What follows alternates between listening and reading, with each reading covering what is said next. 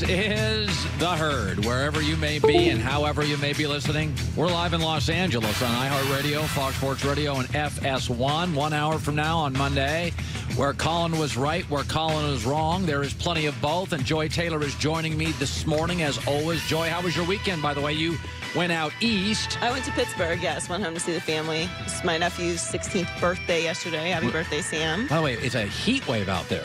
It was every bit of a northeast humid weekend. Like the unbearable, just walk outside and you're just immediately sweating. Like it's so hot you don't want to speak to each other.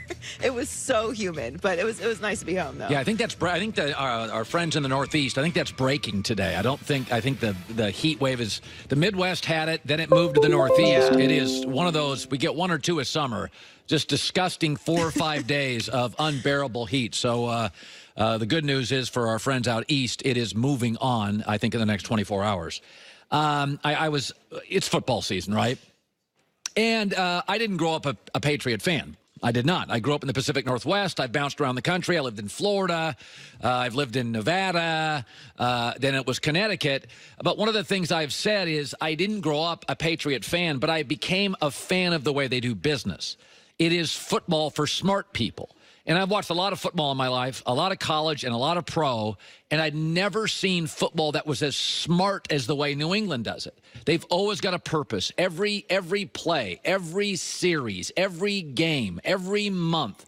And they kind of keep rinsing and repeating. September is their experimental month. Thanksgiving is the kind of the point of the season where they tighten up the screws and they play great football. They just keep doing it over and over and over again.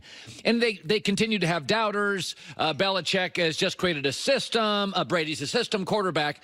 But Tony Romo was talking about Bill Belichick this weekend, and Romo had his first year in the booth for CBS. Romo did a great job.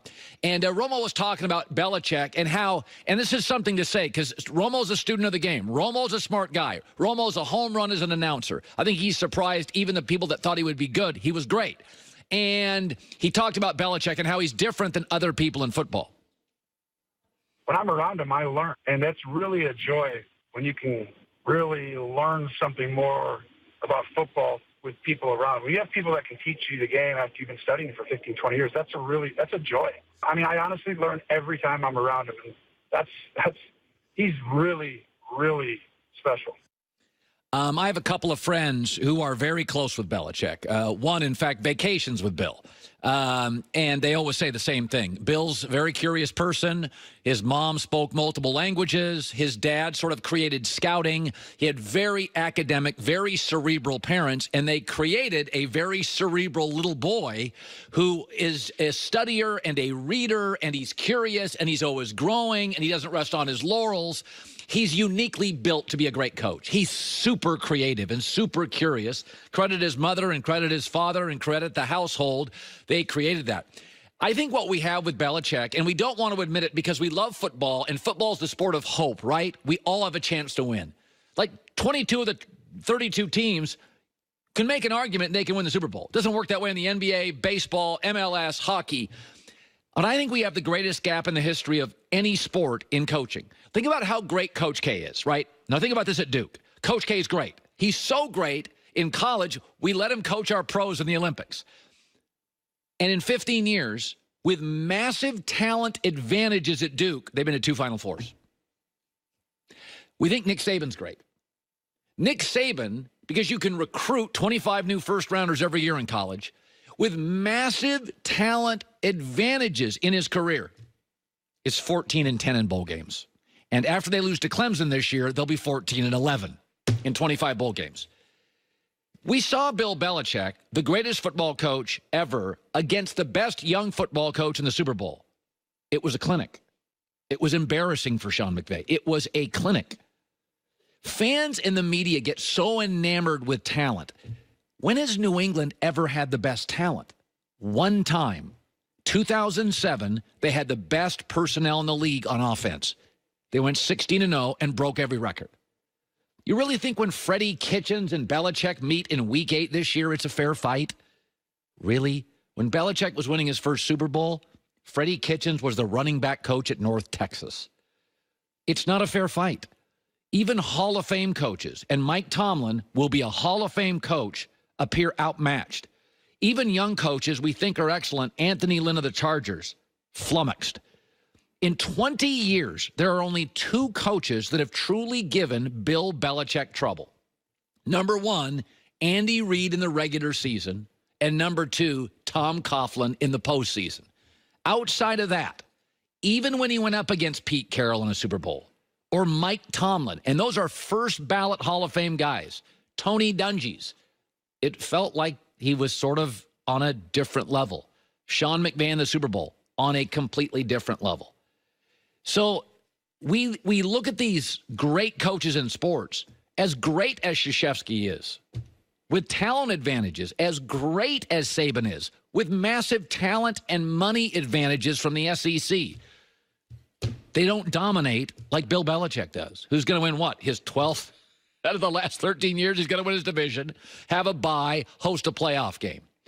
I mean, there was a moment last year. Remember when the Rams played the Chiefs in the Coliseum?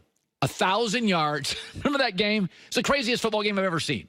There were 105 points, and there were over 1,000 yards. They were the 2 most explosive offenses all year.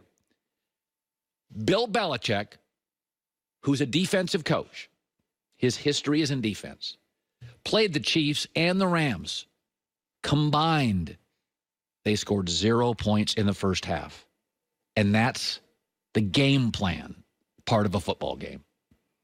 Second halves, you can make adjustments, but who's got more depth? Who's got more power? Who's got better players? First half is a game plan. We're going to unveil it. The Chiefs and the Rams in the Super Bowl combined, those 2 played New England, could not score a point. Patrick Mahomes, Andy Reid, Tyreek Hill, Travis Kelce couldn't score a point. Robert Woods, Jared Goff, Sean McVay, Andrew Whitworth, Todd Gurley couldn't score a point combined against Belichick's game plans in the first half. There's never been a gap in coaching in any sport, any level, like Belichick and the rest of the NFL. At 9:30, we're going to have a young man who wrote a piece on Odell Beckham for Gentleman Quarterly. His name is Mark Anthony Green. It's a fascinating article, and I'd like to talk about it for a couple of minutes. It talks about a bunch of stuff. But I've said before, I think Odell Beckham in Cleveland is going to work initially. I have questions about how it works long term. And the reason being is Cleveland in the offseason just added to their strengths and didn't solve their weaknesses. Their weakness was their offensive line. Their strengths were running back and wide receiver. Well, they just added really great players in both of those. And I do have questions long term. After reading this article, Odell Beckham has certain stats he wants to reach, like 23,000 yards. He has no chance to reach that if Jarvis Landry's on the other side of the field. Jarvis Landry is a 90-catch wide receiver. That's what he averages. He's a 4 straight Pro Bowl, 90-catch-a-year receiver. Calling their friends. There's an old saying, friends don't let friends drive drunk. Friends also don't let friends have 45 of their catches. It just doesn't work that way. James Harden and Russell Westbrook could be friends. Friends don't give the ball and 17 points a night up to their friends. These are short careers. So the interview is fascinating. Odell Beckham is very aware of certain statistical goals he wants to reach, and he has no chance to reach them because the guy who's his friend, Jarvis Landry, is a 90-catch fledgling star wide receiver and a volume catcher. He ain't giving 40 catches up to Odell Beckham, and they've got the best young tight end in football, and they've got 3 legitimate running backs. So Cleveland, in baseball, the Dodgers need bullpen help. They wouldn't go get another starter. In basketball, the Utah Jazz needed a point guard that could shoot and an outside guy that could shoot. That's what the Utah Jazz acquired. In basketball, you find pieces you don't have.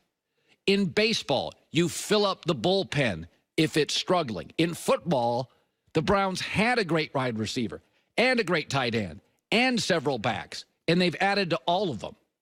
And what's interesting is Odell in this interview has real statistical global goals from his brand to his numbers he wants to achieve. They mean a lot to him, and I think that's great. He's not going to reach those. I mean, he's fully aware of his numbers. At one point, he talked about his Instagram page. He goes, I remember that great catch. I went home and I added like 100,000 Instagram followers, then 200,000. If you would have asked me 5 years ago, I'd have 13 million followers on Instagram, I would have told you, nah, no way. Numbers he likes to achieve. He's keeping track, and that's okay. I like goals, and I like people who set them. But it will be fascinating after you read this article to see how it works in Cleveland, because the Browns general manager, they didn't need a wide receiver, and they didn't need running backs, and they added both. What they needed was a better offensive line and better tackles, and they added neither. And there are so many interesting parts of this interview. I'm going to have the guy who wrote it coming up in about 15 minutes. But the Odell Cleveland story, I think, will work initially. But it's going to have some Harden Westbrook to it. When you put two superstar gifted players, even when they're great friends together, guys don't let other guys have their catches. It just doesn't work that way. It's going to be I think it's going to work initially, but when you start reading this and you see Odell's goals and the Jerry Rice numbers he talks about and the Instagram followers, he's aware of this stuff. And Jarvis Landry is as good as almost any young wide receiver in the game, and he's a 90-catch wide receiver. There's no room for another guy to make 80. They just don't have that many. They don't have that many plays. Chris Carter this morning talked about it like he had to work and play with Randy Moss at one point. Here's Chris Carter. When Dennis Green started putting Randy Moss in my position in the offense, and he started letting Randy know, listen, we can dictate the coverage. I'm going to show you the secret recipe to how we've been making this guy so good. Didn't like that one so much. So Harden, former MVP. Harden is trying to get postseason success. He don't need Russ, all right now in his career. I didn't need Randy Moss. It was up to the coaches to be able to find the system, and it worked for about 3.5 years. Right. In 3.5 years, that's when they started putting him in my spot, and I wasn't happy. Yeah, it's really going to be fascinating to watch. The Harden Westbrook thing is going to feel like Odell and Jarvis. Friends will make it work for a while. But, man, these athletes, these are short careers. And when they have global aspirations and lofty all-time aspirations, that friendship stuff goes out the door really quick. We'll have the writer, Mark Anthony Green, 9:30 on the Odell piece in GQ. Some thoughts about what Brett Favre said this weekend about two quarterbacks in the NFL. I totally disagree with him. Joy's around the corner, too. Live in Los Angeles, this is The Herd.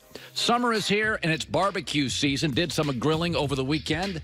It's just fantastic time of the year. It's sunny out now. Now, it's cooling down in the Northeast. Now you can go back outside.